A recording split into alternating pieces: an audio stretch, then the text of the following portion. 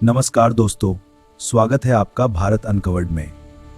आज हम आपको लेकर चलेंगे एक ऐसे मंदिर की कहानी में। भारत के राज्य आंध्र प्रदेश का तिरुपति बालाजी मंदिर, जिसे दुनिया का सबसे अमीर मंदिर माना जाता है। इस मंदिर में हर महीने 300 से 400 करोड़ रुपए का दान आता है और इसकी कुल संपत्ति लगभग 5 लाख करोड़ रुपए बताई जाती है, जो कई देशों के बजट से भी ज्यादा है। मंदिर के पास 11 टन से अधिक सोना जमा है। लेकिन इतनी अपार संपत्ति होने के बावजूद भी आखिर क्यों भगवान वेंकटेश्वर आज भी कर्जदार माने जाते हैं? और सबसे हैरान करने वाली बात, यहां की मूर्ति जीवित महसूस होती है।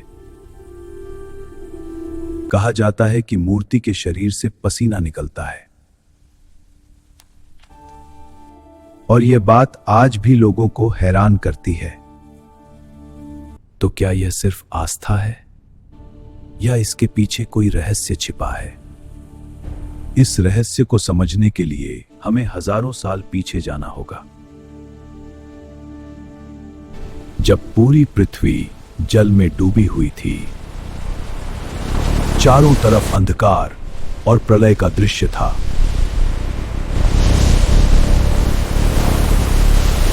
तब भगवान विष्णु ने वराह अवतार लिया और पृथ्वी को जल से बाहर निकाला।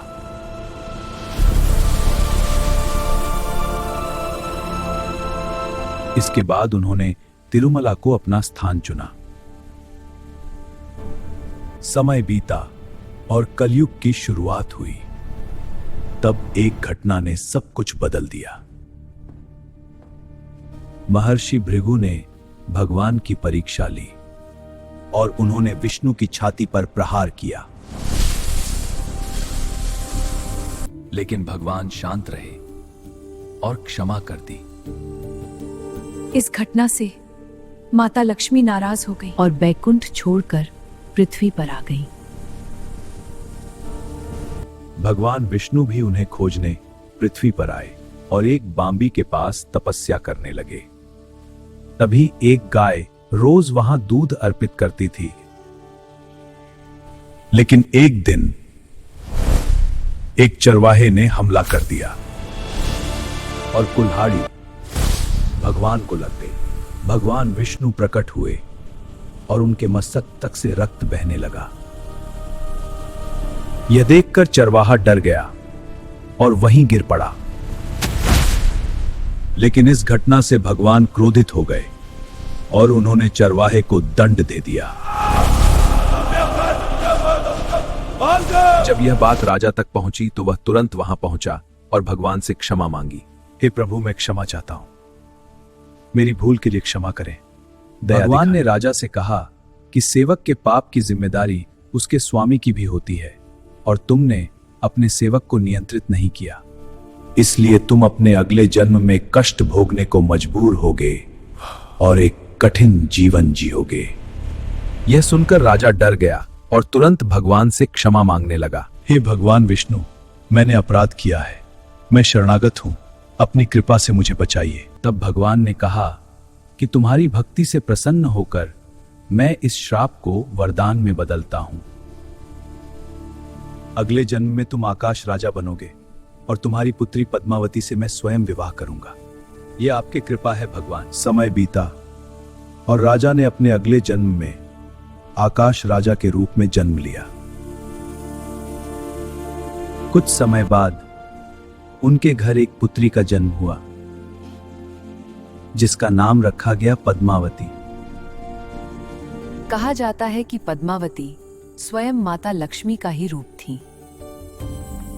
दूसरी ओर भगवान विष्णु ने भी पृथ्वी पर श्रीनिवास के रूप में जन्म लिया। समय के साथ दोनों बड़े हुए और एक दिन उनकी मुलाकात हुई और पहली ही नजर में दोनों एक दूसरे को अपना दिल दे बैठे। लेकिन जब विवाह की बात आई तो एक समस्या सामने आ गई। श्रीनिवास के पास विवाह के लिए धन नहीं था। तब उन्होंने धन के देवता कुबेर से ऋण लिया और यह वचन दिया कि यह ऋण कलयुग के अंत तक चुकाया जाएगा। इसी कारण आज भी भगवान वेंकटेश्वर को कर्जदार माना जाता है। और जो भी भक्त यहां दान करता है वह इस ऋण को चुकाने में अपना योगदान देता है। लेकिन कहानी यहीं खत्म नहीं होती। जब माता लक्ष्मी को यह पता चला तो वे वापस पृथ्वी पर आईं।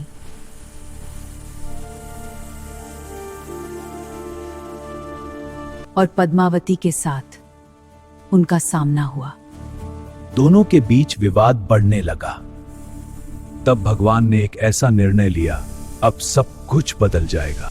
उन्होंने स्वयं को पत्थर की मूर्ति में परिवर्तित कर लिया और तभी से वे तिरुपति बालाजी के रूप में पूजे जाते हैं।